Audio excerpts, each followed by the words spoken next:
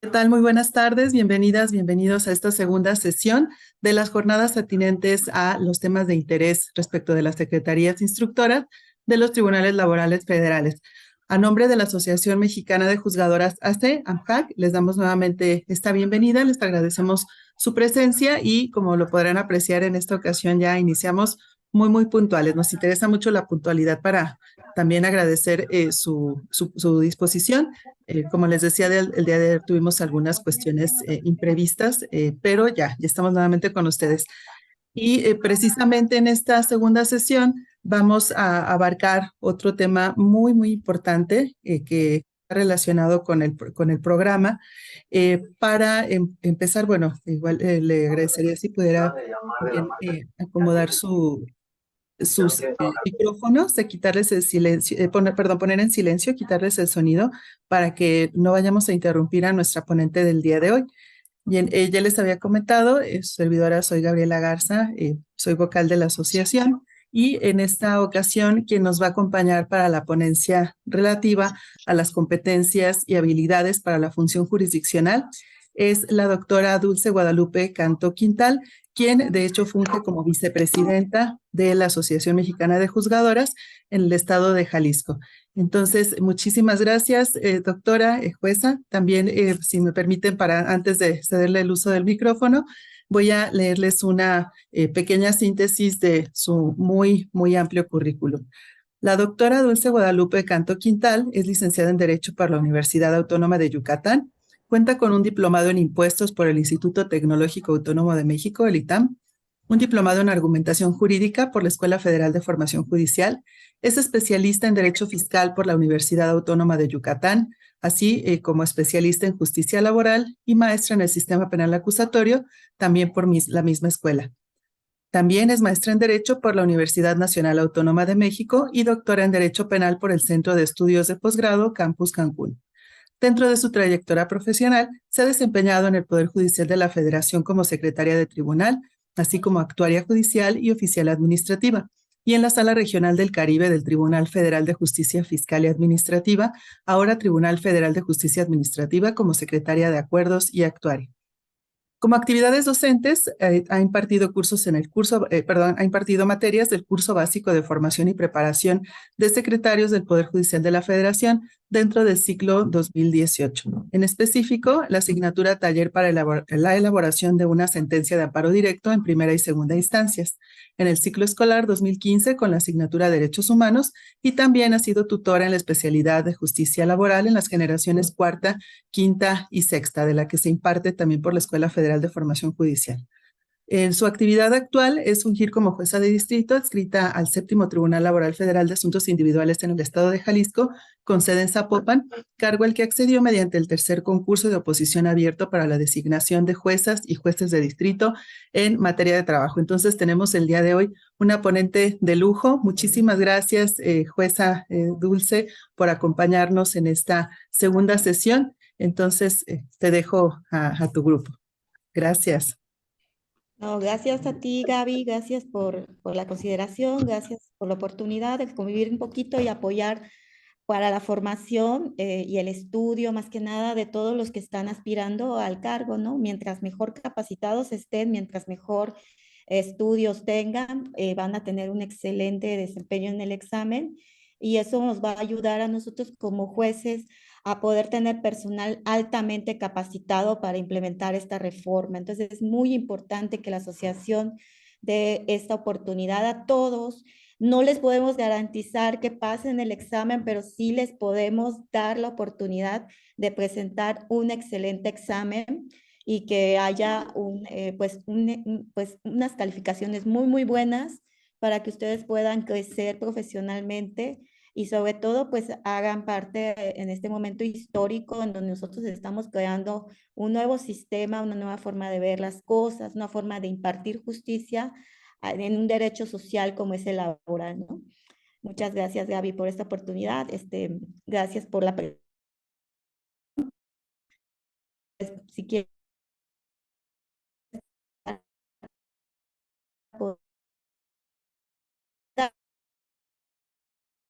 herramientas.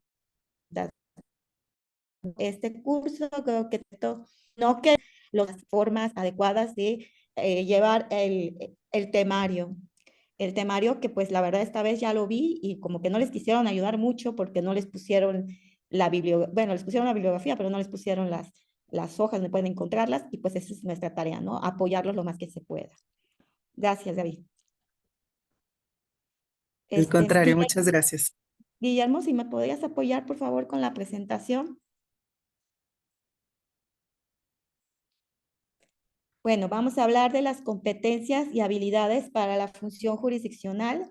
Los temas que vamos a ver, pues, es la argumentación jurídica, la prueba y el razonamiento probatorio, perspectiva de género y metodologías de adjudicación constitucional, que los concretamos en el test de proporcionalidad y el test de igualdad. A ver, esto, para empezar, vamos a partir de qué es una competencia. Una competencia, pues, es parte de una idea que ya nosotros ya tenemos, ahora sí que nosotros entendemos, conocemos y aprendemos el derecho y eso nos hace competentes, ¿no? Eso nos hace crear habilidades que son las que necesitamos para la función jurisdiccional. La función de un secretario instructor en los tribunales laborales es muy importante. Lo que hace la reforma laboral es crear una nueva ideología de cómo llevar los asuntos. Los secretarios instructores son prácticamente unos mini jueces con las capacidades necesarias que el artículo 871 de la Ley Federal del Trabajo les da para llevar toda la fase escrita. Recordarán ustedes que el nuevo modelo laboral tiene dos etapas, una fase escrita y una fase oral. La fase escrita la lleva a cabo netamente el secretario instructor. Por eso el temario, si ustedes lo observan, habla de todo lo que son estos temas que vamos a ver son las competencias que necesitamos aprender para poder desempeñar el trabajo netamente jurisdiccional. Y la escuela hace mucho énfasis en la argumentación, la prueba y la perspectiva de género. Estos tres temas, Guillermo, si me ayudas con la siguiente diapositiva, por favor. En esto, pues ahora sí que ustedes les pusieron algo muy complicado en el temario. ¿Sí? Guillermo, ¿podemos pasar a la siguiente, por favor?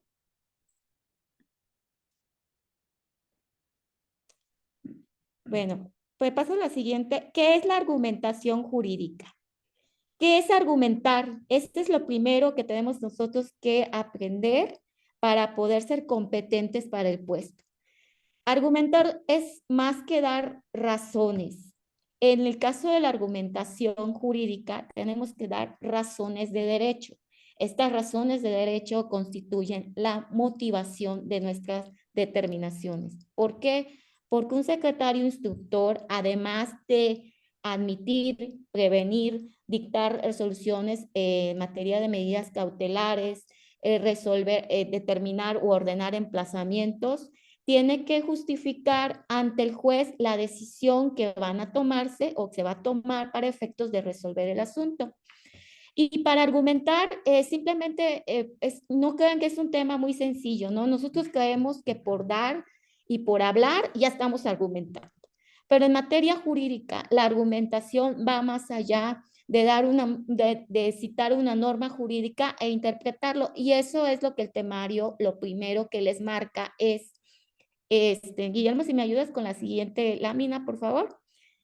El temario nos habla de que tenemos que estudiar a Guastini en el libro, en el capítulo de la actividad interpretativa, de las disposiciones de las normas, las antinomias, la argumentación de las decisiones interpretativas, y pues esta vez no se los ponen ahí porque realmente el libro antes sí lo ponía a disposición la escuela, pero ahorita no está. Este temario, esta cita que hace de Guastini como buen italiano, pues nos habla como filósofo del derecho, ¿no? Y realmente es árida la lectura, pero yo creo que voy a tratar de digerírsela lo más posible. Guillermo, si puedes pasar a la siguiente diapositiva.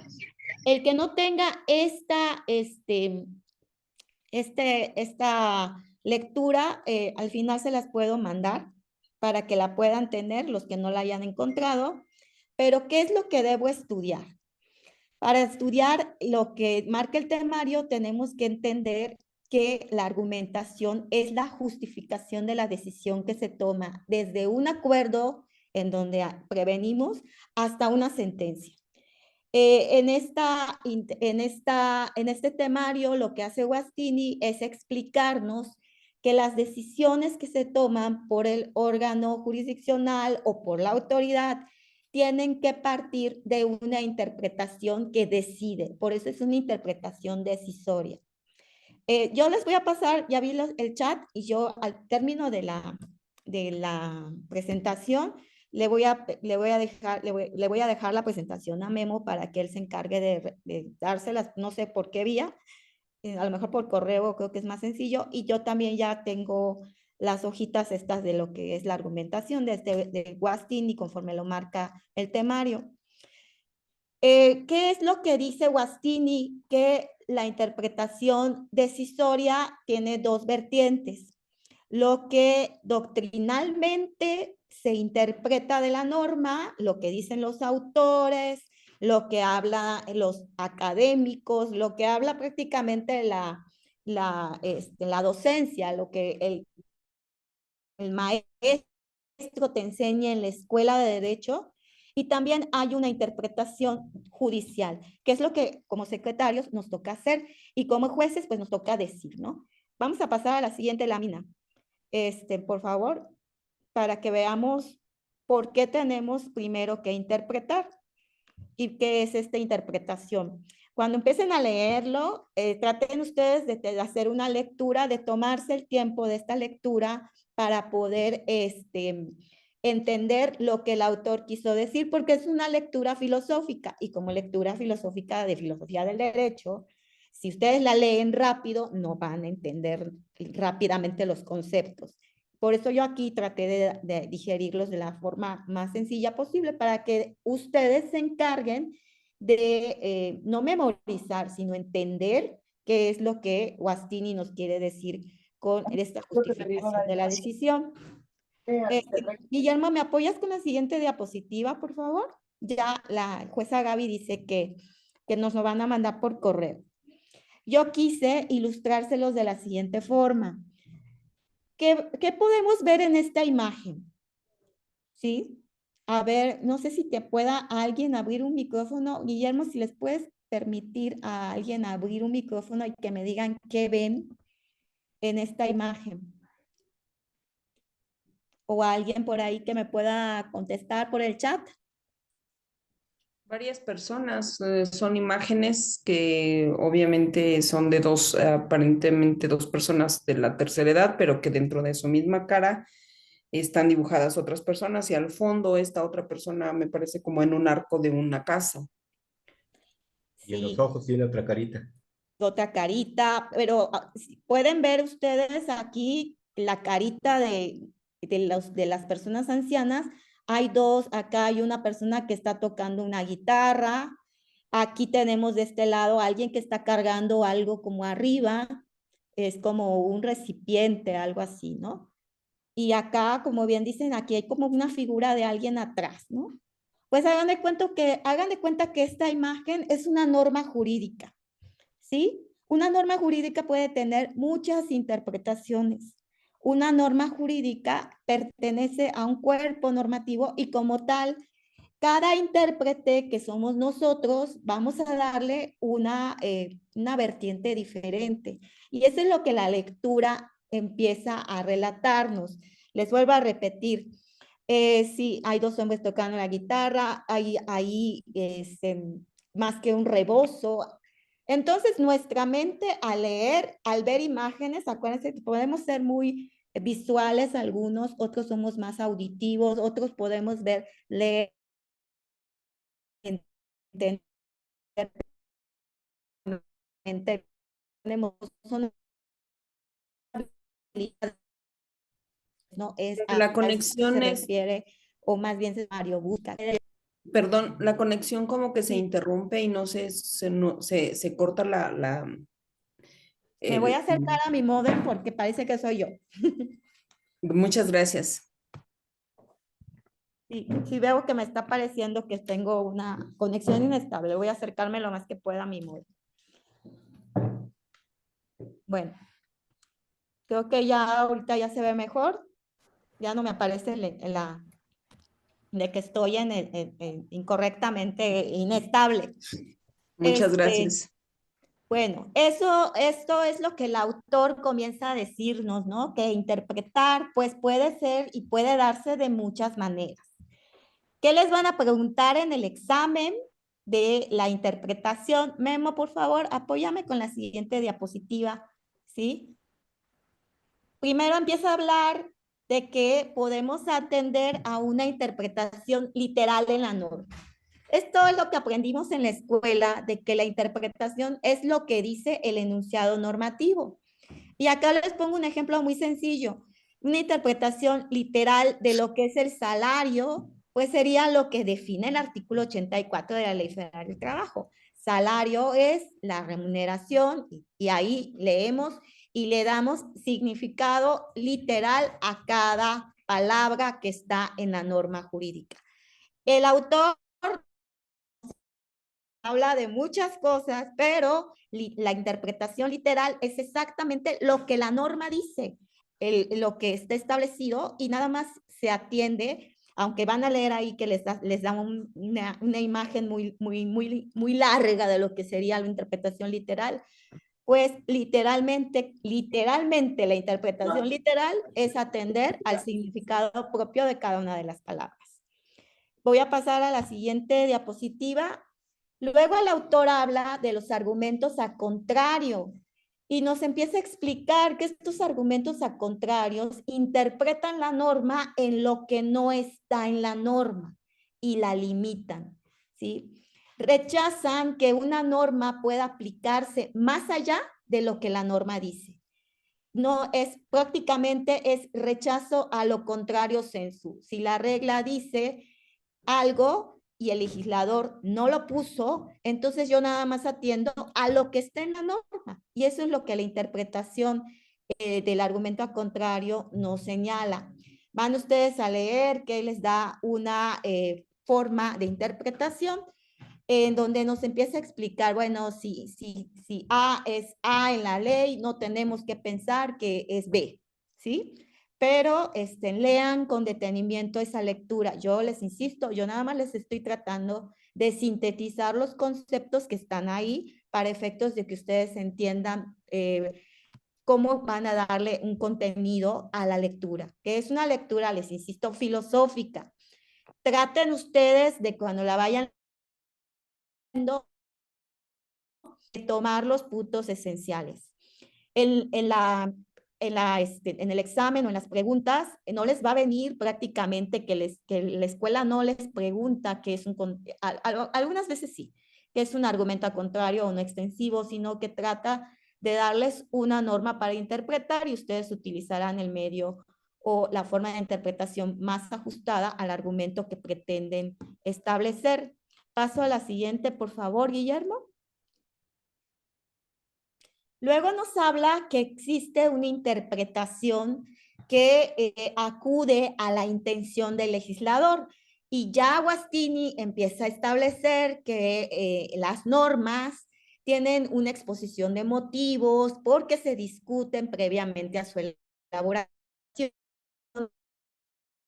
Entonces,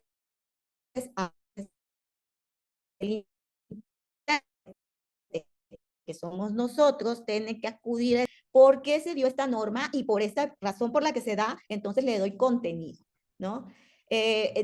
Pues nos habla Agostini de que tenemos que atender a esa intención, de hecho, a esa intención fáctica o a esa intención contrafáctica o a la intención del fin de la norma o a la intención que como subjetivamente el legislador pretendió regular esa norma.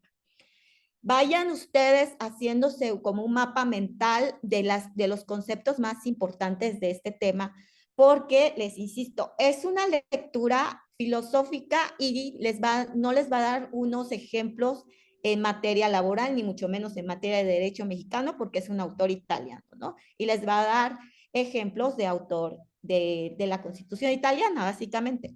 Entonces, la interpretación que nosotros realizamos con base en la intención del legislador atiende a estas circunstancias que estamos comentando. Por favor, Guillermo, ¿me pasas la siguiente diapositiva? Luego habla Guastini de la interpretación por analogía. Creo que esta es la que más conocemos o la más sencilla de entender, ¿no? La analogía es un símil, es un igual a. Alegas la misma conclusión porque estás partiendo de que dos hechos son similares. Entonces, Guastini nos explica así de una manera muy vasta que esa interpretación lo que en realidad es la creación de una norma que en el enunciado normativo no está, pero que implícitamente sí está, ¿no? Pero aquí partimos de que hay dos supuestos que son igualitos a los que les voy a extender esta norma. Esta norma solo regula el supuesto A, y entonces la norma que voy a interpretar la voy a interpretar en forma analógica, porque ya me di cuenta que el hecho que voy a juzgar es exactamente igual que al hecho B, entonces le aplico extensivamente la analogía, ¿no? Que es lo que sencillamente muchas veces utilizamos. Utilizo la norma A para dar una respuesta a algo que el legislador no previó. Entonces, y nosotros interpretamos bajo un supuesto de que el legislador no puede prever caso por caso, sino que tiene que dar una norma general que nosotros individualizamos, ¿no? Y esta individualización de la norma está previa a la interpretación de la misma. Entonces, una forma de interpretar es la analogía. La siguiente diapositiva, por favor, Guillermo, si eres tan amable. Entonces, lo que les comentaba, para interpretar analógicamente, nosotros tenemos que partir de que el derecho es lagunoso, o sea, que no podemos entender el derecho si no es por el laguna.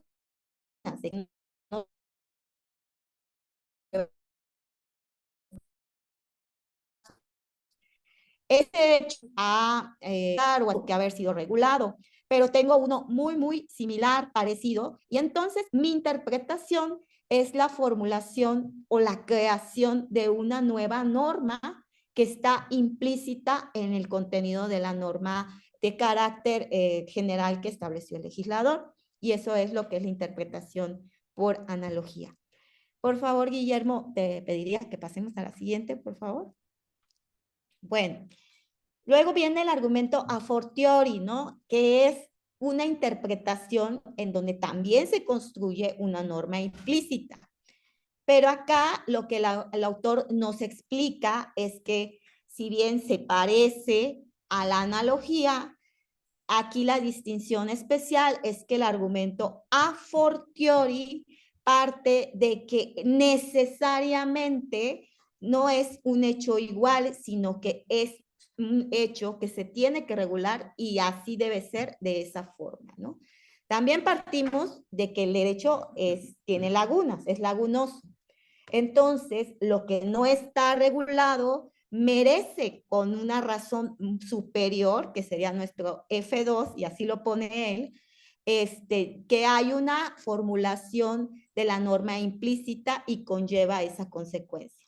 Es decir, si yo tengo un hecho F1, voy a construir una norma G, ¿sí? Esa es la interpretación G es el argumento a fortiori.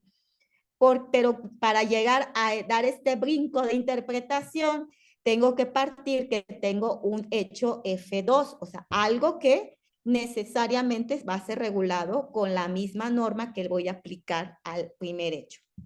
Les comento, esto lo estoy haciendo de la forma que me entiendan, la forma más digerible, porque es una lectura árida, es una lectura filosófica, les insisto, en donde el autor no nos está refiriendo a un derecho en particular, sino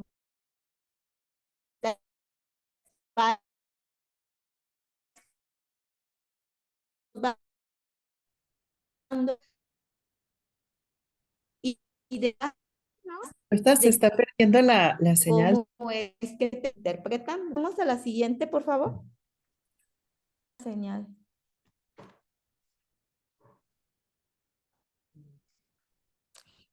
Déjame revisar, Gaby, porque parece que me voy a ponerlo más cerca del módem otra vez, pero pareciera que estoy bien, según yo.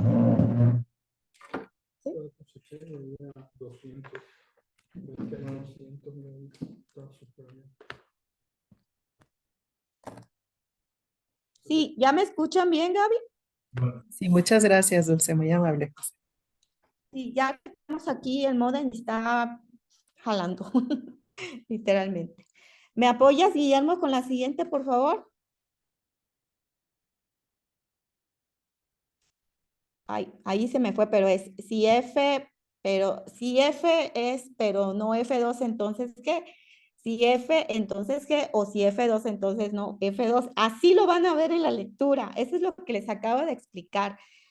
Hay una norma, hay una construcción de la norma, una interpretación de la norma, pero esta norma tiene que a fuerzas, por eso es un argumento a fortiori, a fuerzas interpretarse de esa manera, porque el legislador no lo previó así. No hay una analogía, no hay un símil, no hay una igualdad de hechos. Lo que hay es una razón sustancialmente mayor para aplicar esa norma y crear un nuevo derecho. La siguiente, por favor, Guillermo. Entonces, después nos habla y a la vez nos critica que también podemos tener una interpretación del derecho. Ahorita vamos a, sí, ahorita voy a ver el argumento de disociación. Nos vamos a hablar del derecho como un sistema para poder entender por qué hay formas de interpretación del derecho como tal. Primero, él nos explica que el derecho como sistema contiene una coherencia y cohesión entre sus normas. Pero también nos dice, bueno, si hubiese coherencia y cohesión, no tuviera necesidad de interpretar. Después nos dice, hay una consistencia lógica entre las normas. Siempre tiene que haber una forma en que un sistema tiene que caminar. ¿Qué es un sistema en realidad? Una forma de unir partes para hacer un contenido. Y eso es un sistema jurídico. Y luego nos dice, el sistema tendría que ser completo, por eso tendría que tener la característica de completitud. Sin embargo, volvemos a lo mismo. El legislador no puede prever caso por caso de cada situación jurídica que se va dando. Por tal motivo, esa razón nos da una idea de, dice, de disociación. Sí, ahorita me regreso entonces, pensé que ya la había visto. Bueno, por favor, Guillermo, ¿me puedes regresar a la diapositiva anterior si es tan amable? Gracias. Bueno, sí es cierto, me faltó el argumento de disociación. ¿Qué es lo que hace este argumento o cómo interpretamos a través de este argumento? Este argumento aplica a las normas de casos concretos. Es una interpretación que restringe a la norma y construye una excepción, a diferencia de los otros argumentos que en donde construimos nueva aplicación del derecho, aquí lo que hacemos es excepcionar implícitamente ciertas condiciones. ¿Cómo se los explico o cómo podría ser más digerible para todos? El legislador pues dicta una regulación para todos, que es el conjunto de hechos F. Cuando él dice, voy a regular este hecho F y la consecuencia va a ser la consecuencia G, ¿sí? Pero el hecho F tiene a la vez, pues, variantes. Y estas variantes les llama subclases el autor. Y dice, esta F tiene subclases, una F1 y F2. Entonces, utilizando también otro razonamiento, porque la interpretación también puede ocupar dos razonamientos en un mismo tiempo, tu intérprete decides que la intención del legislador era dirigirse solamente a una sola de estas subclases. Y entonces creamos la excepción, disociamos la norma para únicamente aplicarla a un grupo de personas que es con las cuales vamos a tener la aplicación individualizada, la interpretación individualizada del derecho. Por eso es un argumento que disocia, que separa y hace excepciones. La norma es general, pero implícitamente hay una excepción que prevé y por tanto es la que el legislador entiende que debió de aplicar.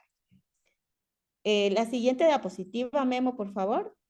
Bueno, ya como les decía, la interpretación sistemática del derecho parte de que el derecho es un sistema coherente, completo, cohesivo, en un contexto y el carácter sistemático del ordenamiento jurídico, nosotros combinamos disposiciones y esas disposiciones van en argumentos sedes materia.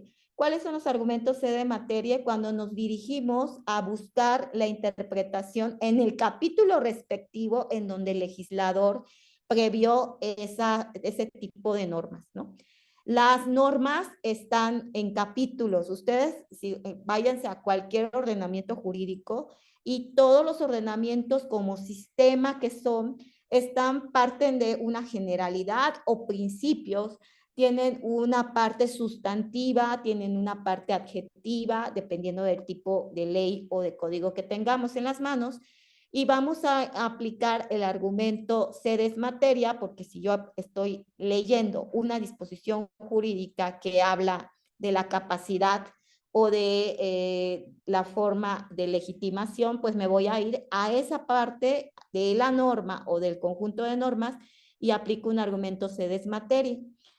Y la interpretación sistemática, también una de sus variantes, es nuestra famosa interpretación conforme, ¿no? Nosotros con nuestro nuevo sistema de derechos humanos hablamos de una interpretación conforme de las normas. Las normas jurídicas de carácter nacional, nuestro derecho doméstico que le decimos, las tenemos que ajustar a un derecho internacional. Nosotros no podemos desaplicar nuestras normas y la jurisprudencia a través de las líneas que se nos han venido dando ha establecido esta interpretación conforme en concreto con los derechos humanos. ¿Qué es lo que nos dice la interpretación conforme? Y no lo dice el autor porque les estoy hablando ya concretamente en materia de derechos humanos. La interpretación conforme implica que no voy a dejar de aplicar mi derecho, sino que voy a tratar de estructurarlo de tal forma de que los huequitos que me hace falta llenar los voy uniendo a través de una coherencia de interpretación. Yo no puedo desaplicar nunca una norma si primero no trato de ajustarla al sistema.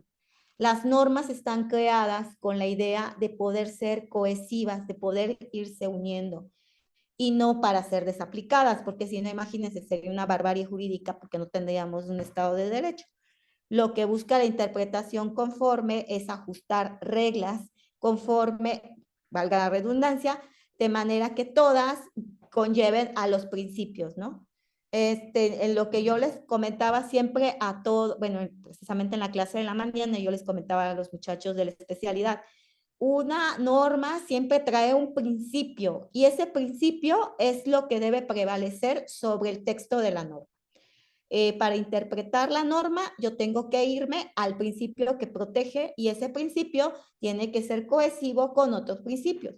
Por eso los derechos humanos están revestidos pues de la progresividad, del hecho de ir, pues cada de las características que están previstas en el artículo 1 constitucional, en donde está la interpretación conforme recogida con ese rango, están todas con la línea para ser interpretadas de esa manera. Entonces, en un supuesto en donde nosotros tenemos que decidir y aplicar varias normas, lo que tenemos que hacer es siempre buscar una interpretación conforme, pero esta interpretación conforme tiene que ser de acuerdo al sistema jurídico. La siguiente lámina, Guillermo, por favor. Luego nos habla el autor del argumento de la razonabilidad.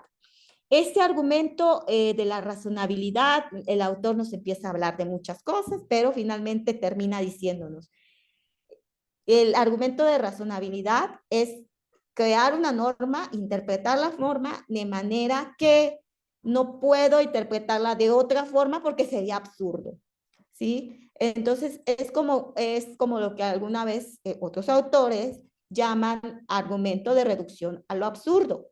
Llego al extremo de darle una interpretación a la norma que necesariamente no pudiera ajustarse a lo que tendría que ser, ¿no?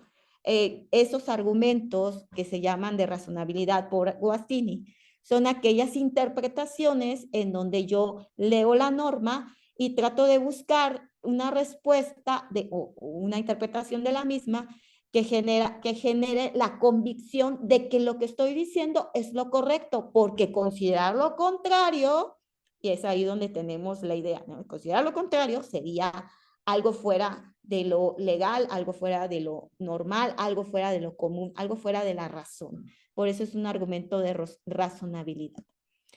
Pasamos a la siguiente, por favor, Guillermo.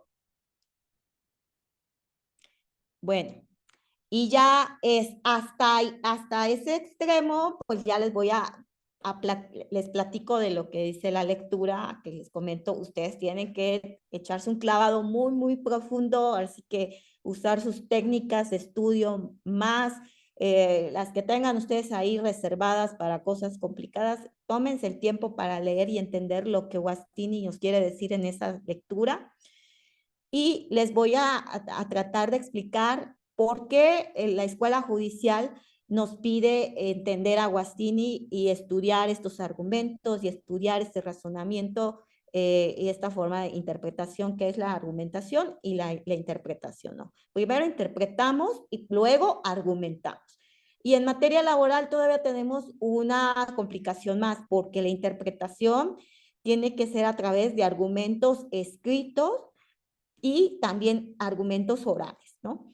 A diferencia de otras materias en donde podemos sacar sentencias y nos tomamos nuestro tiempo para hacer un proyecto muy elaborado, en materia laboral, las resoluciones se dictan oralmente por el juez y los secretarios, si bien tienen un poquito más de espacio para llevar su instrucción, lo cierto es que tienen que ser ágiles de pensamiento y esa es la habilidad que se tiene que desarrollar y que pretende la escuela a través de este examen. ¿Por qué? Porque hay que repensar el modelo de las sentencias como se han venido dando, ¿no? ¿Qué busca el nuevo modelo de justicia laboral? Una sencillez, una celeridad y ser actuales, estar actualizados, ¿no?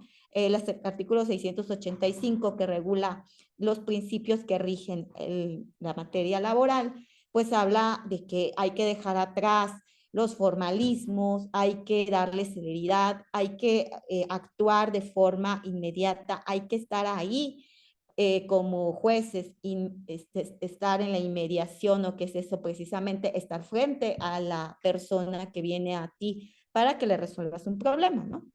Entonces, para eso nos sirve argumentar, saber interpretar para poder resolver, que prácticamente ese es el sentido del estudio que ustedes están realizando. Y en la práctica, ustedes si ven el temario, se les prepara para esto, pero finalmente el examen, una vez aprobado el escrito, ustedes van a tener que tener un examen práctico, que es para lo que también se tienen que estudiar, ¿no? ¿Cómo es el examen práctico? Pues es elaborar una resolución. ¿Y cómo elaboro una resolución?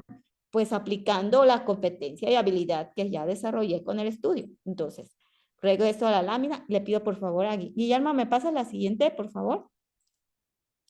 Bueno, creo que ustedes conocen a esta señora, ¿no? Para efectos de, pues, parte de nuestra ponderación como mujeres, de restablecer esos derechos, pues es para nosotros un parámetro que la jueza Ruth Bader en Estados Unidos fue la primera mujer en estar en la corte, ¿no? Pero fuera de que tiene ese mérito, también tiene otro que quiero retomar con ustedes para que ustedes también vean esta situación. Por favor, Guillermo, pasas a la siguiente lámina. Esta jueza pues nos da estos consejos y también pues creo que son aplicables para ustedes, ¿no? Para saber leer y para saber redactar, lo hacemos haciéndolo, ¿no? Para desarrollar competencias, para desarrollar habilidades, tenemos que trabajar en ellas. Esa es la primera recomendación que ella hacía. entendía al derecho como una profesión netamente de intelecto, de inteligencia. Es un trabajo que desarrollamos, pero lo desarrollamos en cuanto a nuestro, ahora sí que tenemos que hacer, echar a andar nuestro cerebro para poder interpretar, argumentar, razonar, ¿no? Pero tenemos que saber redactar. Y eso es muy importante. Esa es la competencia que tenemos que desarrollar, ¿no? Los mejores profesionistas de derecho son aquellos que saben escribir, en eso se resume todo. Y para saber escribir también tenemos que leer, y leer mucho. Leer no solamente de derecho. Hace muchísimos años los abogados éramos reconocidos por ser personas doctas, por ser personas estudiadas, y era una persona de mucho estudio. A todos los que tenían mucho estudio se les decía licenciados, ¿no? Sabemos que pues es un grado que implica una especialidad o un estudio universitario, pero pues hace muchos años los licenciados eran así como que lo máximo, porque eran los que mejor escribían, mejor redactaban, mejor interpretaban. Esas son las habilidades que la escuela nos pide. Guillermo, ¿me puedes pasar la siguiente lámina, por favor? Pero ¿qué es lo que tenemos que hacer y qué es por qué es necesario que nosotros aprendamos esto o desarrollemos habilidades para este examen? Porque tenemos que ser breves, ¿no? Ahora sí que disculpen la expresión, nada de choros mareadores.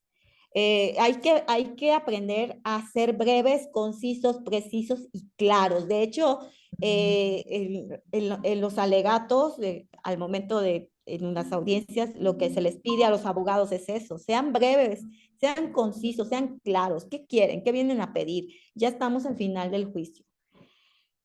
Ser simples es el trabajo más duro, porque estamos acostumbrados a transcribir, transcribir, transcribir, transcribir, transcribir, y no es eso. Ahora la redacción no nos pide eso, nos pide trabajar en simpleza, pero una simpleza muy pulcra, que traiga ahora sí que el núcleo, el meollo del asunto. Y una habilidad que tenemos que estar desarrollando siempre es que en las audiencias orales, vamos a estar pensando siempre. Tenemos que estar a las vivas y captar lo que necesita tu juzgador, porque necesitamos secretarios que en el momento en que pasan las cosas nos den una solución, porque ahora sí, dos cabezas piensan más que una, ¿no? Pero el juez tiene la responsabilidad de estar en el estrado dictando determinaciones, y la tarea del secretario instructor es estar a su lado para hacer su apoyo, ¿no? Está planteando alguna de las partes a un recurso, una inconformidad o cualquier cosa. ¿Cuál es el trabajo del secretario instructor? Saber contestarle, para saber apoyar al juez, a lo mejor buscando el tema jurídico jurisprudencialmente, ¿no? Y entonces ya desarrollamos esa habilidad.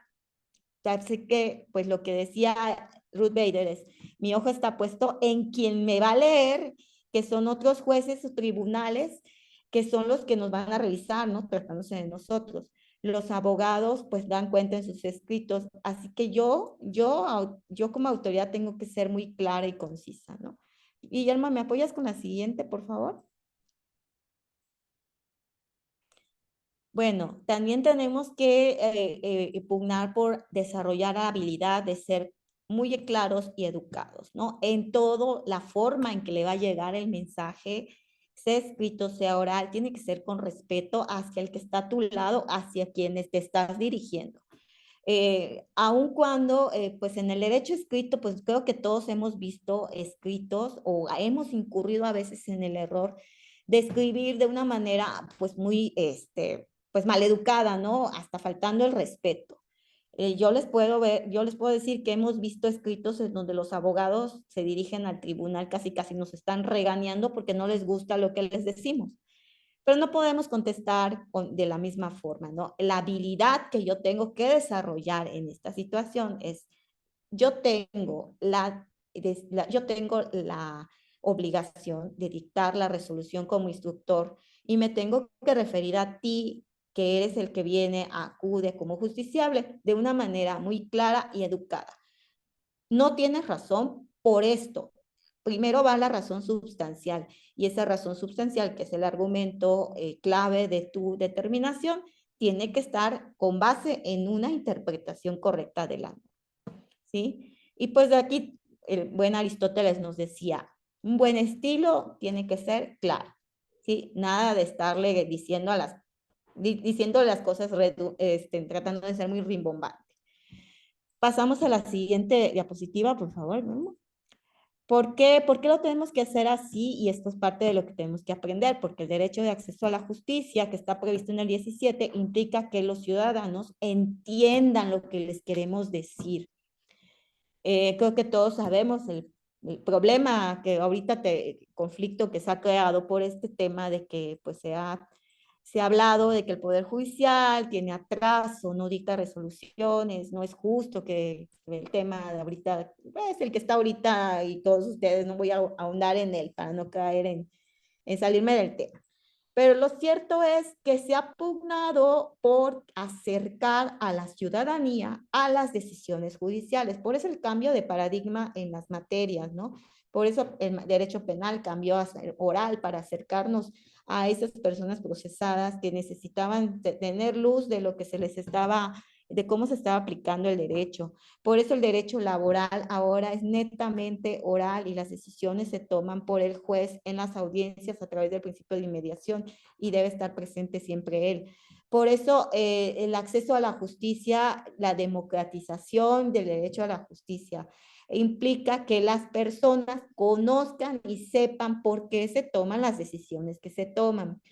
Ya no tenemos que escribir para los abogados. Ellos son abogados y saben el derecho porque lo estudiaron. Los patrones tienen que ir asesorados ahora por un profesionista de derecho y los trabajadores también. Pero la labor del órgano jurisdiccional y de los secretarios instructores es acercar la justicia a la gente a través de decisiones muy claras, muy concisas que permitan ese acceso. La siguiente diapositiva, por favor, Guillermo.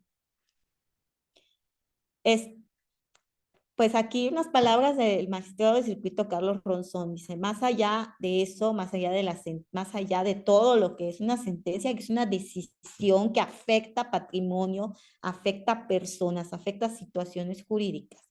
El nuevo estilo, lo que buscamos es lo que quiere, lo que se pretende a través de la escuela judicial, lo que se busca en el Poder Judicial en general es acercar a la sociedad porque una sentencia es un acto de habla, es un acto de comunicación, es un acto por el cual el juez te dice qué definió en relación con el tema que tú pretendes. Es una acción, sí, digamos que lo técnico, lo jurídico, lo saben los abogados que patrocinan a las partes, pero el lenguaje ciudadano es lo que debe prevalecer en nuestras decisiones. Entonces, como tip, como forma de que ustedes tengan en cuenta, en el caso práctico, traten de ser muy claros, muy breves, breves porque el tiempo se les va a ir rapidísimo, muy claros, muy concisos, porque eso es lo que se califica para efectos de pues, el caso práctico, ¿no? Pasamos a la siguiente diapositiva, por favor, Guillermo. Bueno, aquí pues nada más les hago énfasis en que la primera sala de la Corte pues habla de la simplificación del contenido. Observen ahora una sentencia moderna, vamos a llamarle así, de estas últimas décima y decimoprimera época. En estas últimas épocas, la forma de redacción, la gramática y la extensión de las sentencias de la propia Corte trata de ser muy breve, muy concisa, muy clara, ¿no? La siguiente, por favor, Guillermo. ¿Qué es lo que se busca en una sentencia laboral? ¿Qué es lo que queremos o qué es lo que se quiere o que la escuela judicial quiere que ustedes aprendan a desarrollar? Un lenguaje común. Te estás dirigiendo a un trabajador, a un operario, a una persona que no es docta en derecho.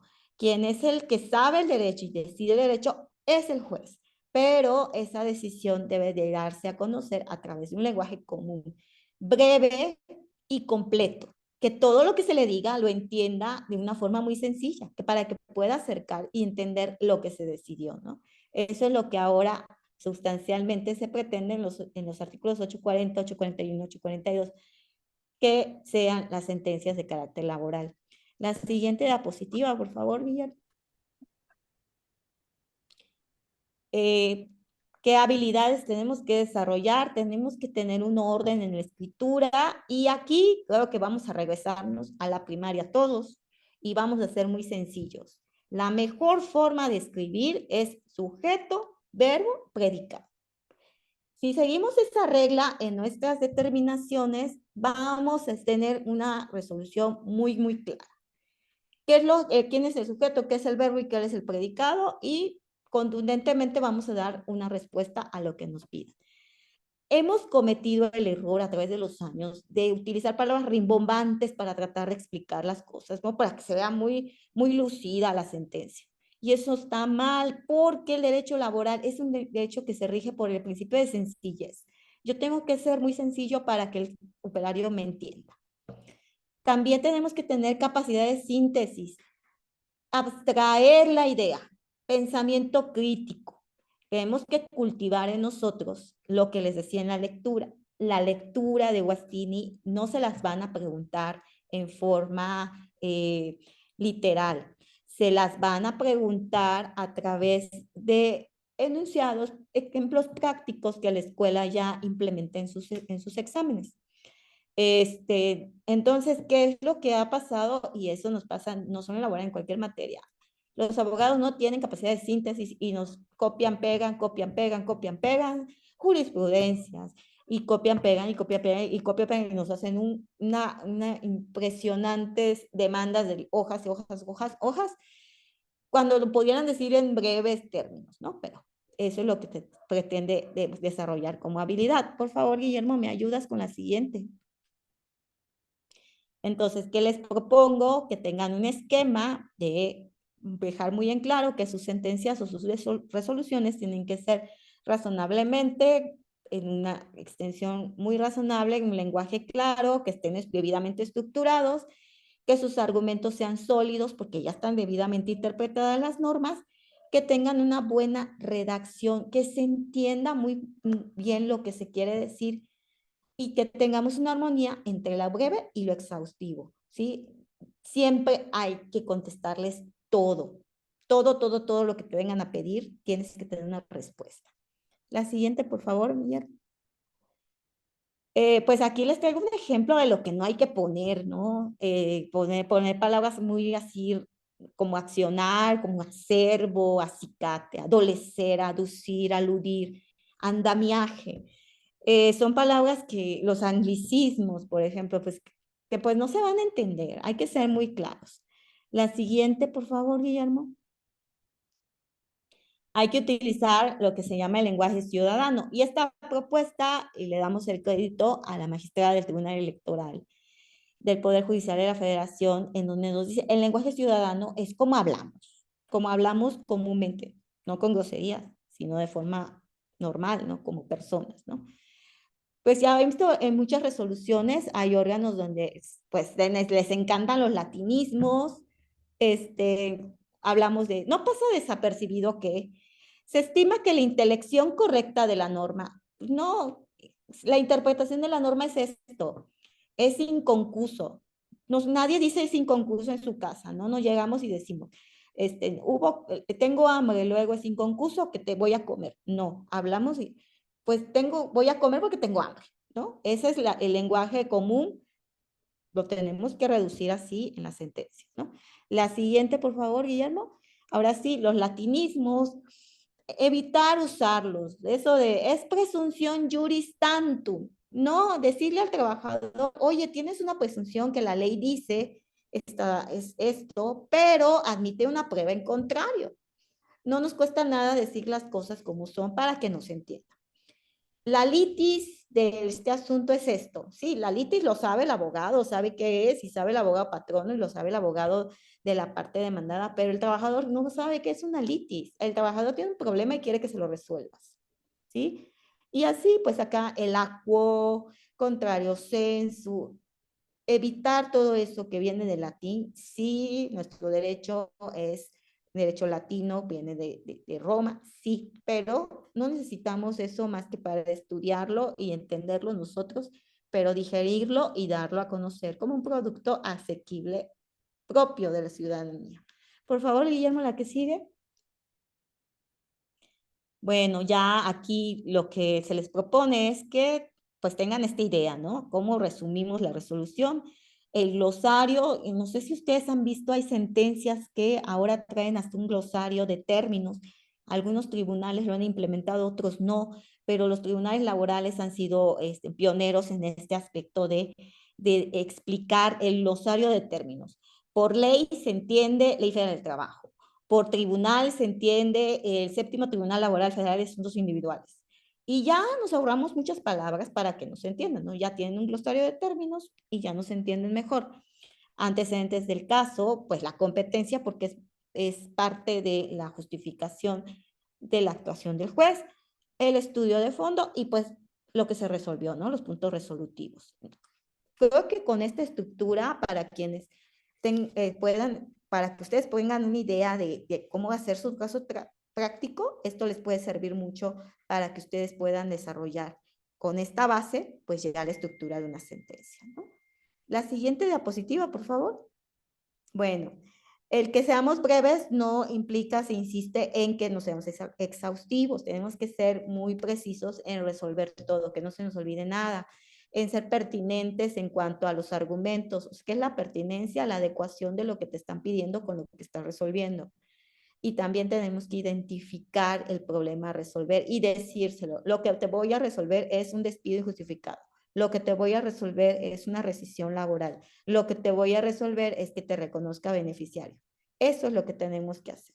La siguiente, por favor.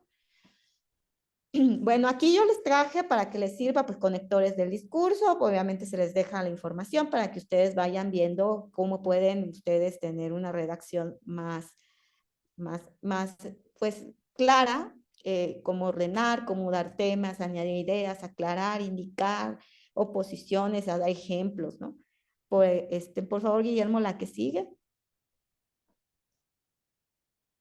Creo que ya son todas. Bueno, no sé si quieren que haga un espacio para alguna, bueno, aquí sí. La prueba y el razonamiento probatorio. ¿Qué estudiamos en la prueba y qué tenemos que estudiar para este punto del temario? La Ley Federal del Trabajo establece que son admisibles todas las pruebas y hace un listado, ¿no? Documental, testimonial, confesional y forma de desahogo. Valoración, ¿cómo valoro pruebas en materia laboral? Haber sabida, buena fe guardada, apreciando los hechos en conciencia y conforme al principio de realidad. El problema jurídico que se te presente en materia laboral en el examen o en la pregunta del examen, siempre va a tender a buscar esa valoración pues del problema que se te va a dar. Yo no te puedo dar una regla porque el sistema laboral no tiene una tasación de pruebas, ¿sí? Una prueba puede ser contundente o no, dependiendo del caso. Habrá asuntos en donde con una confesional tú puedas resolver, habrá asuntos con unas testimoniales, habrá asuntos en donde los documentales sean suficientes porque pues no tienes más allá de los documentos para poder resolver. ¿Qué tienes que estudiar para poder saber de prueba y de razonamiento probatorio? Los principios generales que rigen a las pruebas, ¿sí? La igualdad de armas, quién tiene que probar, qué se tiene que probar, y ahí sí, pues ahora sí que es echarle mucho coco, echarle muchas ganas a aprender a razonar conforme a las pruebas. Y para razonar conforme a las pruebas, pues usamos la misma interpretación que hacemos de las normas, pero en relación con las pruebas que tenemos para valorar. La siguiente, por favor, Memo. No sé si esa ya quedó.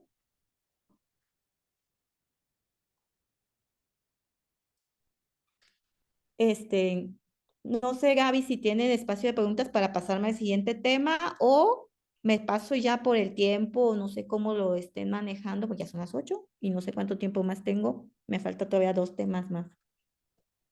Gracias, muy amable, jueza. Bueno, empezamos, Dulce, a las 7, entonces está programado para 2 horas. También como tú consideres que sea lo adecuado, o dejar hasta el final la sesión de preguntas y respuestas, también sí hay oportunidad. Claro, gracias. Ok, entonces me puedo seguir para que sea al final las preguntas que tengan y podamos ir viendo, ¿no? Sí, claro, adelante, es tu clase, Dulce, gracias. Gracias. Bueno, me toca ahora, voy a seguirme con los dos test de igualdad. Gaby, te voy a mandar ahorita la presentación del test de igualdad, ese no te lo mandé, una disculpa. Pues, Este, justo. para que lo puedan proyectar. Vamos a ver ahora lo que es el test de igualdad y lo que es el test de proporcionalidad, creo que es lo que está en el temario. Para esto vamos a partir de que para empezar, ¿qué es la igualdad? ¿No? ¿Qué es lo que la ley establece como igualdad? Déjeme nada más ahorita, dame un minutito para mandar la presentación, por favor, porque si no sé, esa no se la mandé a Gaby.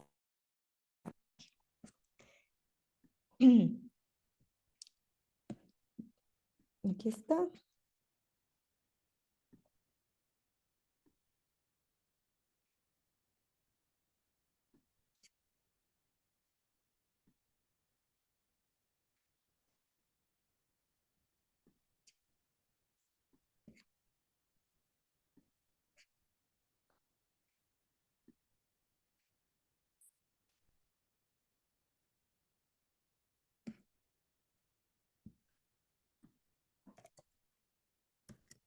Si no tienen inconveniente, damos un pequeño receso de 3 minutos para que puedan estirar las piernas, ir al sanitario, tomar un vasito con agua, mientras arreglamos esta cuestión de la logística.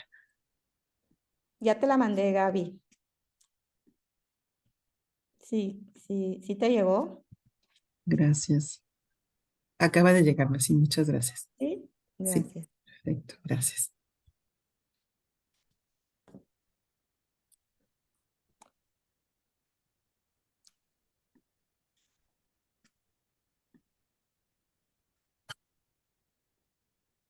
Muchas gracias, ya nos va a apoyar el licenciado Guillermo.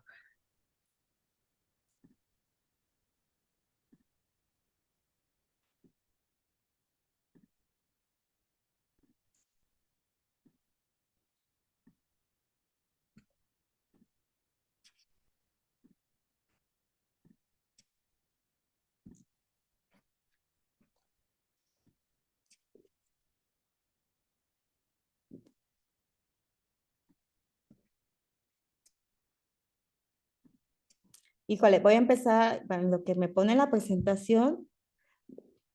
Esta es una presentación. Guillermo, ayúdame en como el tema es sobre principio de igualdad, si pudieras recorrer, creo que es la lámina 10, aun cuando, porque aquí esto no está en el temario, no está de más que lo sepan, es aquí, por favor, aquí, ¿sí? Voy a partir de en el temario les ponen el test de igualdad, pero para hablar del test de igualdad tengo que hablar de la igualdad en la ley. Las normas jurídicas, pues las establece el legislador en forma general, ¿no? No hay distingue hombre-mujer, no les pone colores ni distinguen todo, ¿no? Son aplicadas en forma uniforme. Pero, ¿qué pasa con las normas que aplicamos en forma general, ¿no? Pueden ser materia de que al ser aplicadas generen una desigualdad o una discriminación. Acuérdense ahora que en términos del artículo primero constitucional, los derechos humanos deben velar por la dignidad de las personas y bajo la base de la dignidad está también el principio de igualdad. ¿Alguna vez ustedes se han tomado la molestia de buscar una definición del principio de igualdad en la Constitución? Posiblemente la hayan visto repetida la palabra. Si le ponen control F al PDF van a encontrar varias formas de que se aplique el término, pero una definición como tal no hay, ¿no? Entonces, ¿qué es lo que vamos a entender por igualdad? Por favor, Guillermo, ¿me ayudas con la siguiente? Lo que es la igualdad en la ley es que no haya un trato discriminatorio, ¿sí? Que frente a la autoridad materialmente legislativa que tiene como objetivo el control de la norma jurídica, esas diferencias que están en la norma sean justificadas, ¿no? Para efectos de hablar de lo que es los principios de proporcionalidad, que es en sentido amplio. La siguiente, por favor, Guillermo. Entonces, lo que ustedes ya sabrán que pues en la Corte ya ha establecido unos protocolos para poder juzgar, aparte de con perspectiva de género, pues también nos habla en estos protocolos que no son reglas, no son normas, son formas de actuar, es como un manual de actuación para el juzgador. Y también es importante que ustedes lo sepan, porque muchas veces creen que los juzgadores tenemos la obligación de aplicar el protocolo. La obligación no es como tal que haya una disposición que nos diga que lo tenemos que hacer. El hecho de aplicar el protocolo en materia de perspectiva, en materia de igualdad, en materia de personas discapacitadas y todos los que te ha elaborado la Corte, está justificado en la aplicación del derecho que no debe ser diferenciada para generar trato discriminatorio. Entonces, la Constitución nomás nos habla de que somos iguales ante la ley. Todos somos iguales ante la ley. Pero esa igualdad tiene dos vertientes, una igualdad sustantiva o de hecho y una igualdad formal. La igualdad sustantiva es la faceta del derecho humano de la igualdad jurídica. En la ley todos somos iguales. Eso dice la ley. Somos pares, hablando coloquialmente. Pasamos a la siguiente lámina, por favor, Guillermo. Esta igualdad formal es insuficiente a veces para garantizar que no haya un trato discriminatorio. Entonces, la igualdad sustantiva no es solamente que el Estado deje de hacer acciones que puedan marginar a ciertos grupos, ¿sí? Las normas generalmente se crean por el legislador con el objeto de ser neutrales, que la norma que yo aplico, que yo interpreto y que voy a utilizar me debe dar como resultado que no haya una afectación al principio de no discriminación, que también tiene el mismo rango que la igualdad, ¿no? Y entonces acuérdense que la nueva concepción del derecho habla de colisiones, hay contradicciones entre normas y entre principios hay a veces colisiones, ¿no? A veces un derecho que conlleva un principio choca con otro y lo que tenemos que hacer es buscar, ahora sí que ponderar cuál es el que va a prevalecer, ¿no? Entonces, para evitar que haya este tipo de situaciones en donde la aplicación de una norma lesiona la igualdad entre las personas y ya no hay una igualdad material, porque la igualdad formal está en la ley, pero materialmente ya hay una desigualdad. Entonces se crean las llamadas acciones afirmativas que ya ustedes también ya conocen o al menos han escuchado hablar de ellas. Una de ellas, pues, un ejemplo claro, pues, es que a veces se ha dado la exclusividad de concursos en el Poder Judicial para mujeres, ¿no? ¿Por qué? Porque necesitamos igualar el piso, necesitamos alcanzar los mismos índices y hasta cierto punto ese hecho para poder llegar a este escalón, yo tengo que balancear un poco, dejo de aplicar concursos para hombres, para que las mujeres que están en otras condiciones, a pesar de que la ley les da la facultad también para poder concursar, para poder acceder a puestos pues de juzgadoras, lo cierto es que materialmente es muy complicado o es un poco más complicado para una mujer que para un hombre. El hecho de sentarse día y noche a estudiar, o dejar de cumplir ciertas labores de crianza y cuidado para poder llegar, ¿no? Entonces, por eso se dan estas acciones afirmativas. La siguiente, por favor. Bueno, pasa la siguiente también, Memo, por favor, porque aquí ya les hablo de los órganos del sistema y demás, esos no son, pero lo que me interesa distinguir para poder llegar al tema del test es la siguiente, por favor, Memo. ¿Cómo distingo? Es que se desconfiguró mi lámina eso me pasa cuando la mando así. ¿Cómo distingo una discriminación en relación con la aplicación de una norma? No es lo mismo una discriminación que una distinción. A veces el legislador distingue ciertos grupos, como en el caso de los grupos vulnerables, ciertos grupos que guardan una situación ante la ley, que tengo que atender esa situación, y eso no lesiona el principio de igualdad. La discriminación surge cuando la norma afecta el derecho al aplicarse, afecta el balance en la realidad formal entre las personas, ¿no? La siguiente, por favor, Guillermo. Entonces, el principio de igualdad realmente sí es complejo de entender, ¿no? Uno, porque tenemos la idea, a veces continuamos con la idea de que pues todos somos iguales, la ley dice que todos somos iguales y pues aplica la ley igual y todo va para todos, ¿no? En materia laboral, con la reforma, la igualdad, el principio de igualdad está recogido por la Ley Federal del Trabajo para decirle a las personas, o más bien para proteger que hombres y mujeres estén en igualdad de circunstancias para efectuar los mismos trabajos y sean pagados en condiciones de igualdad. A trabajo igual, remuneración igual. Pasaba mucho, la realidad era que muchas mujeres ganaban menos en los mismos puestos directivos que un hombre. Y era una realidad de hecho que el derecho había dejado de regular como tal, ¿no? Entonces ahora ya la Ley Federal del Trabajo establece tajantemente el principio de igualdad en sus normas y dice las normas laborales deben pugnar por la igualdad de derechos en los trabajadores, hombres como mujeres.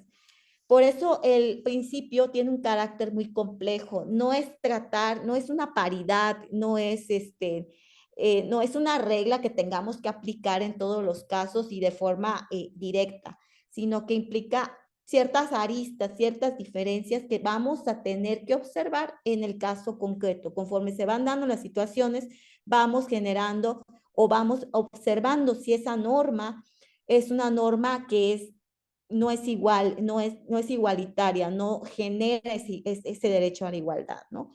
La siguiente memo, por favor. Entonces, esa igualdad, como les decía, no toda desigualdad en la ley implica una discriminación, sino que son distinciones que la ley hace. Dicha justificación se funda en motivos que materialmente se ponderan por el legislador para establecer esa distinción. Y por último, para que esa diferenciación sea válida, no basta con que el legislador le dé un fin, sino que además las consecuencias de esa aplicación nos puedan generar una situación de hecho que sí propugne por el derecho a la igualdad. Y después de todo esto que les platico, pasamos a la siguiente memo. Pues podemos, pasa a la siguiente, por favor. Pues distinguir que para poder, primero, distinguir a la discriminación de las distinciones, pues el artículo primero constitucional y el artículo 1.1 de la Convención Americana de Derechos Humanos han reconocido ciertas categorías sospechosas. La Ley Federal del Trabajo también recoge, no literalmente el término, pero sí pondera que hay situaciones prevalentes en las personas que generan una condición que las hace desiguales ante un cúmulo de situaciones que se pueden presentar, ¿no? Todas las personas son iguales, es lo que dice la Constitución, hombre y mujer son iguales ante la ley, pero materialmente lo cierto es que las categorías sospechosas tienen que ser protegidas por la razón substancial de que se encuentran en una desigualdad de hecho que hay que observar, ¿no? Pasa a la siguiente memo, por favor. La siguiente. Es que se descuadra.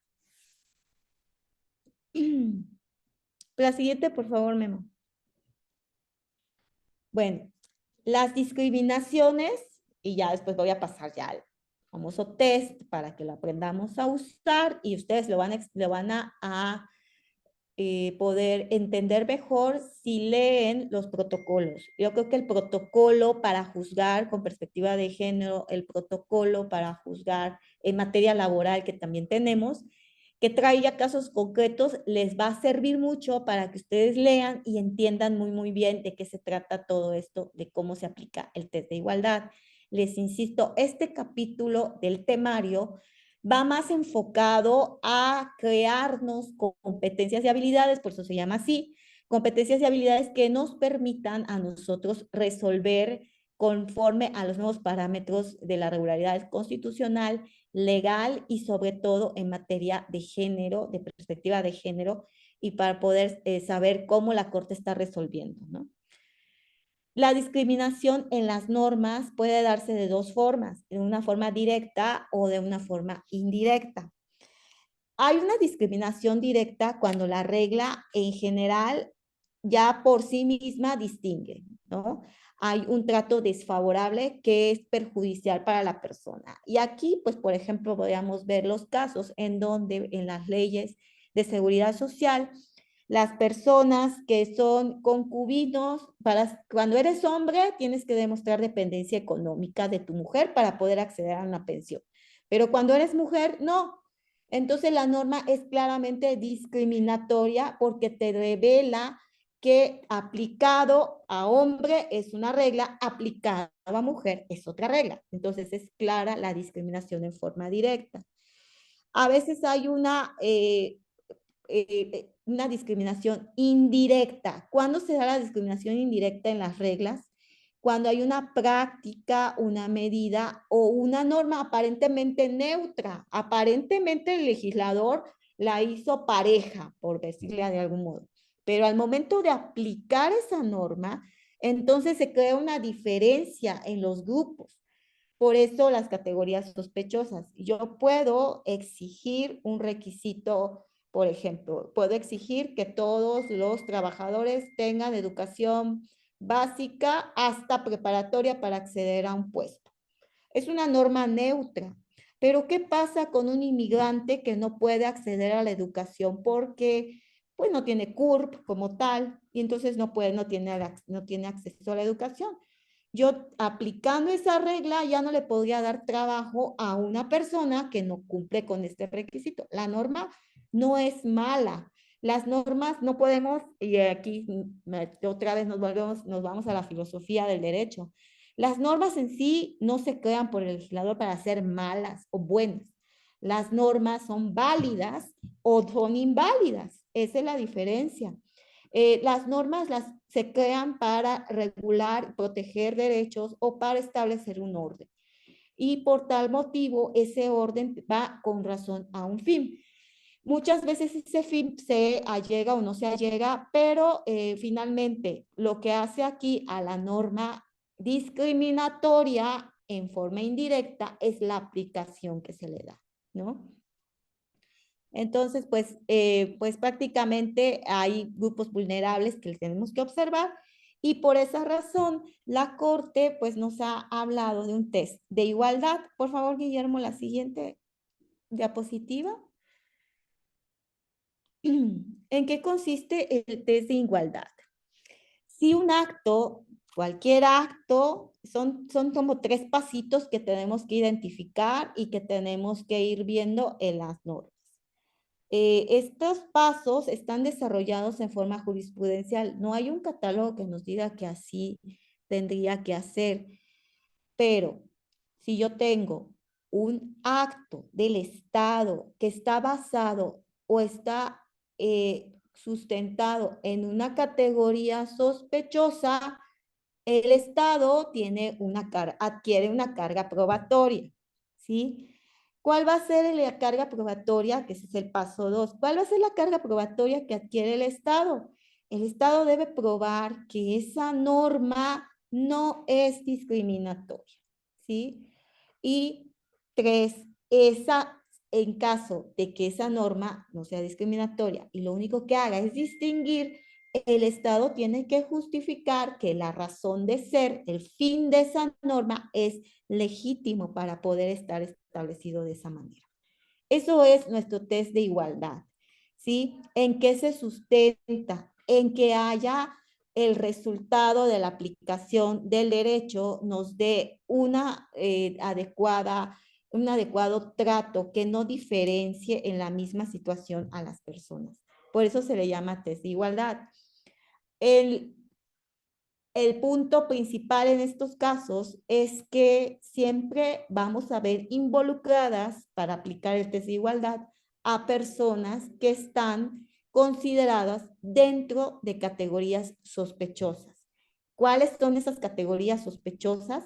Aquellas que por sí mismas, por su situación, están en un estado de vulnerabilidad superior al resto de las personas. Lo que hace la Constitución es decirnos las categorías, no nos dice que son categorías sospechosas como tal, sino que nos habla de en forma enunciativa, más no limitativa, que dentro de este concepto de categorías sospechosas entramos con las personas menores de edad, los niños, las mujeres, los inmigrantes, los ancianitos, y nos va dando una serie de personas en donde vamos dando una clara situación de esta desigualdad. Sí, las tesis esas se las mando, pero esas no las copié y pegué, pero sí tengo los registros para que ustedes los puedan estudiar. Pero sí, también la voy a buscar para poder darles. La siguiente diapositiva, Memo, por favor. Entonces, también tenemos que entender una realidad. Los derechos no son absolutos, ¿sí? Una vez, en una ocasión, ahora sí que a pregunta expresa de un conocido, me decía, es que mi trabajo, mi jefe me quiere cambiar de puesto. Yo soy empleado general y me quiere ser encargado. O sea, lo querían ascender y él no quería. La situación era de que ¿sabes qué? Me decía, creo que, pues yo no quiero más responsabilidad, yo así estoy bien, ¿no? Y es mi derecho, así me dijo, es mi derecho quedarme donde estoy. No, no me tienen ni que cambiar de puesto, ni me quiero ir a otro lugar a trabajar, porque pues yo estoy muy cómodo así. Pero lo cierto es que los derechos no son absolutos, o sea, no podemos hablar de que sea una característica propia, al menos en materia laboral, de que el derecho sea absolutamente tuyo, ¿no? Tenemos, por ejemplo, y muy sencillo, ¿no? La estabilidad en el empleo es una garantía mínima constitucionalmente establecida. Tenemos derecho a una estabilidad en el empleo, pero no es absoluta. ¿Por qué? Porque la ley distingue que habrá casos en los que no te voy a poder regresar, no te voy a poder reinstalar. Y no te voy a poder reinstalar porque eres un trabajador de confianza y no puedo darte esa confianza de nuevo por la situación que se haya dado. También establece la distinción, la ley del derecho a la estabilidad en el empleo en el caso de las trabajadoras del hogar. Las trabajadoras del hogar tienen acceso a toda nuestra vida privada, íntima, y pues en el caso de ciertos despidos pudieran pedir la reinstalación, pero si no se actualizan los supuestos de la norma, ese derecho a la reinstalación, a la estabilidad, está regulado que no es absoluto. Te puedo mejor pagar tu indemnización y si hay un despido, te indemnizo en vez de reinstalarte, ¿no? Por eso los derechos, se afirma, no son absolutos. A ver, también voy a leer una pregunta que viene acá. ¿En qué casos es idóneo usar un test de igualdad y en qué casos el test de escrutinio estricto? Bueno, el test de igualdad es para verificar que la norma no genere una situación que cause una discriminación. Y en el caso del escrutinio estricto, lo que estás revisando es a la norma. Esa es la diferencia. En la igualdad te vas a referir a la situación que te toca juzgar. ¿Hay o no discriminación en relación a la persona? Los dos parten de categorías sospechosas, sí, pero el escrutinio estricto va dirigido a revisar la norma. y la igualdad está dirigida a revisar el acto que se está dando, ¿sí? Entonces, les decía, los derechos no son absolutos, los derechos pueden ser restringidos, de ahí el test de escrutinio estricto, ¿no? ¿Qué tan válido es que el Estado me pueda restringir un derecho como tal? Esas injerencias que son parte del escrutinio, que es lo que la pregunta que me acaban de hacer, es que tienen que estar previstas en la ley, perseguir un fin legítimo, cumplir con los requisitos de idoneidad, necesidad y proporcionalidad. ¿Sí? La siguiente lámina, por favor, Guillermo. Entonces, el test de igualdad necesariamente es como una subclase del test de escrutinio estricto. ¿Por qué? Porque tengo que hacerlo en forma ordinaria o en forma escrita, y la diferencia es que la categoría sospechosa va a invertir la carga al Estado. Esa es la gran diferencia entre una y otra, ¿no? Todas las normas pueden ser materia de un escrutinio, y la diferencia va a resultar en qué es lo que tengo que revisar. O sea, por eso son test. ¿Qué es un test? Es un examen, ¿sí? La norma pasa o no el examen. Así de simple, veámoslo así. La norma pasó el examen. En el caso de los test de igualdad, ¿la situación pasó el test de igualdad? Entonces, ¿sí o no? Y es para eso para lo cual nos va a servir. Permítame, que hay una pregunta que creo que me hicieron por acá.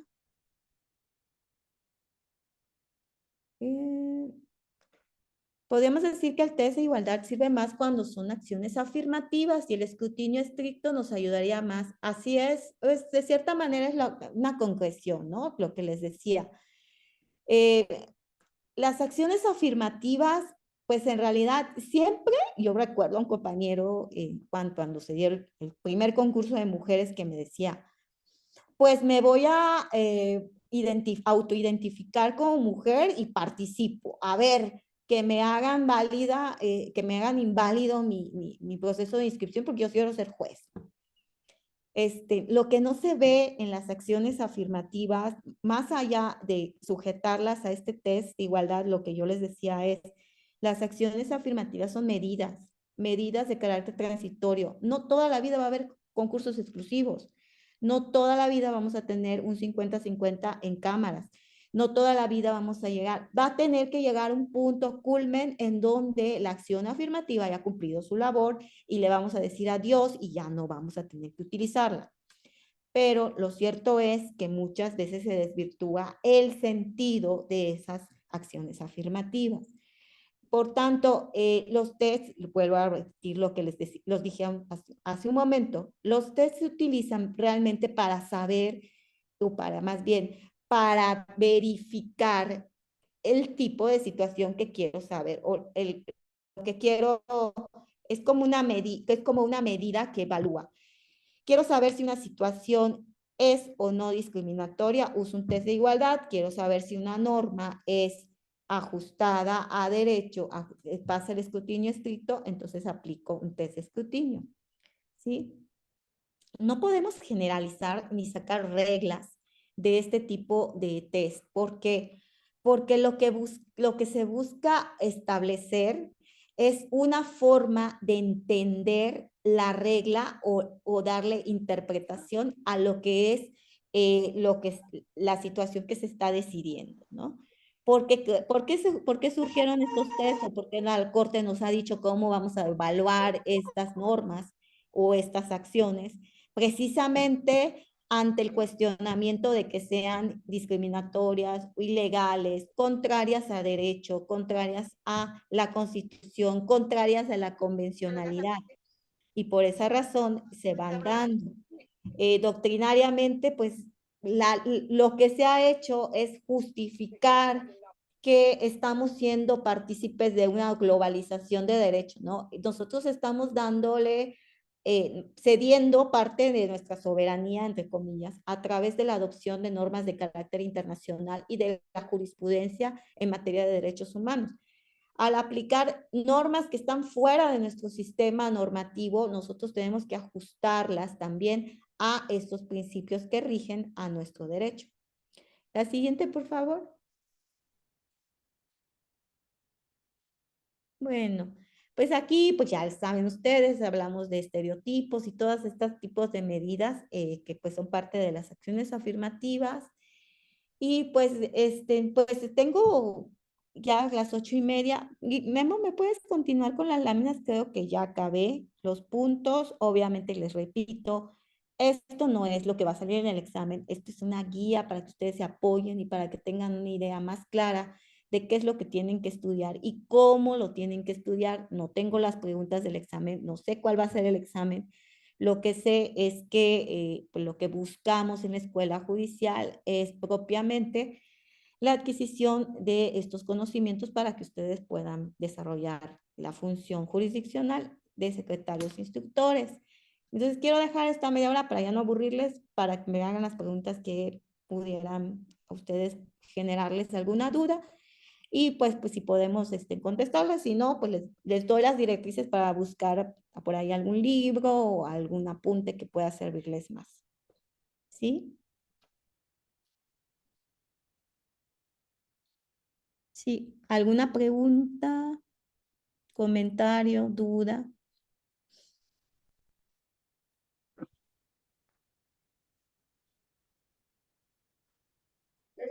Vamos. ¿No? Que vi que se empezaron a salir y dije, bueno, pues ya igual, ya quieren irse a tomar un café o a descansar porque ya está recito, pero no sé.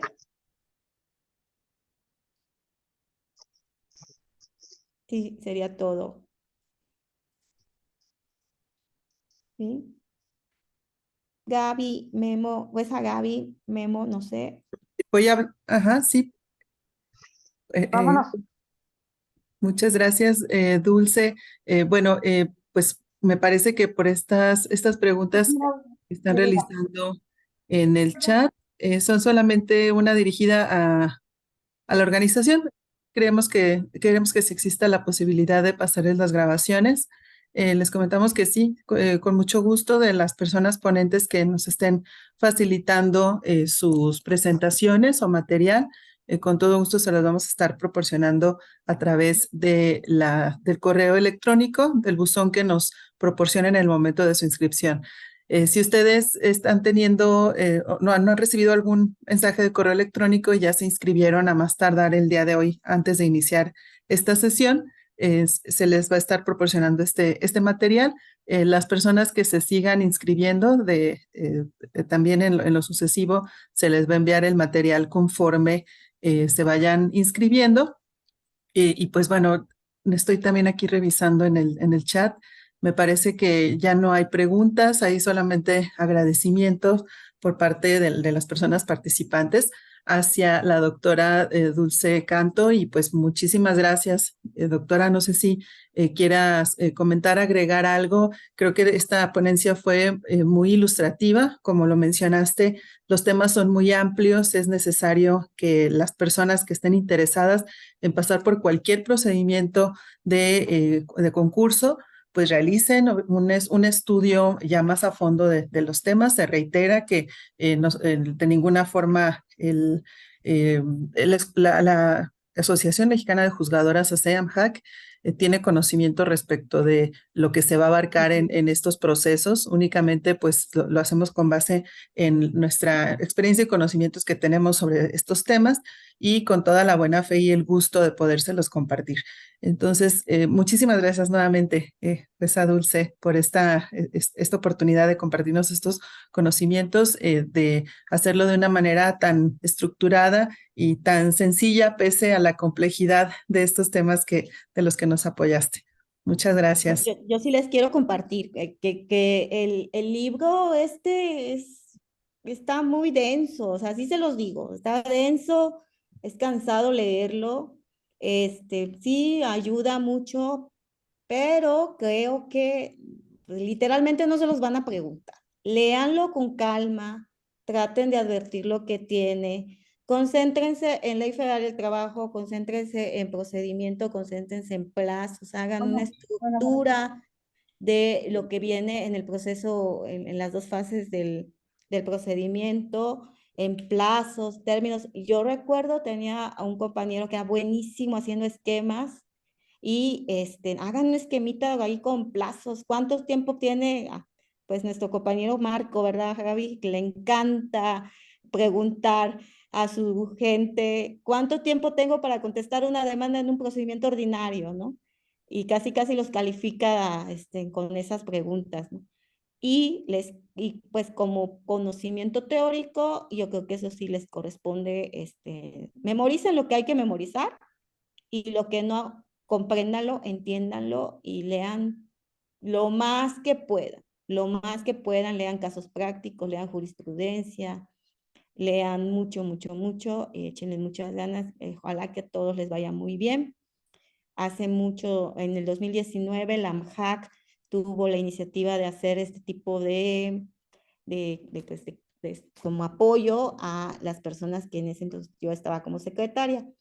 Y la verdad es que me sirvió mucho que los ponentes eran jueces magistrados que nos ayudaron a entender el temario y ya a ti te tocaba ponerte a estudiar. Pero pues me dio mucho gusto estar aquí. Muchas gracias, Gaby. Muchas gracias, Guillermo, como siempre, muy atento. Gracias, Gaby, por todas tus consideraciones. De mi parte sería todo. Muchas gracias. Muchas gracias, jueza Dulce. Muchas gracias a todas las personas participantes. Gracias, licenciado Guillermo, nuevamente por este muy valioso apoyo que nos prestas en la cuestión de la logística y de lo técnico. Muy amables a quienes están acompañándolos. Les reitero, el día de mañana ya se les envió a quienes se habían inscrito, reitero, previamente, antes de iniciar esta sesión, el aviso de que tanto el día de hoy como el de mañana, las sesiones van a iniciar o ya inició la de hoy a las 7, también mañana a las 7 de la tarde. Y a partir del lunes próximo, como les comentaba, en las fechas consideradas normalmente como hábiles, de lunes a viernes vamos a estar ya teniendo nuestro horario a partir de las 6 de la tarde. Como lo advirtieron, ya el día de hoy vamos a estar procurando iniciar de una manera muy puntual, salvo alguna cuestión que tenga que ver con la propia tecnología, pero para que puedan estar muy al pendiente e ingresen a las 6 en punto, en ese caso, mañana a las 7.